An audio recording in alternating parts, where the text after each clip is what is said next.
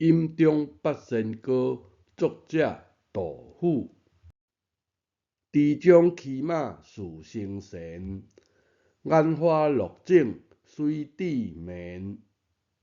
汝阳三斗始朝天，道风曲机扣流弦。奋笔移风向周前，早上日兴费万钱。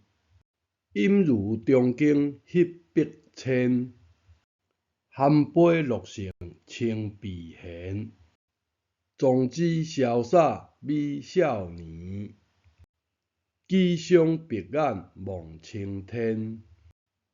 矫如玉树临风前，疏尽中哉守佛前。水中汪汪爱刀神，李白斗酒诗百篇。长安市上酒家眠，天子好来不尚贤。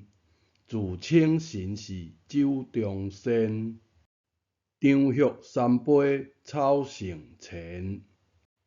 脱无路顶王公前，飞鹤落纸如云烟。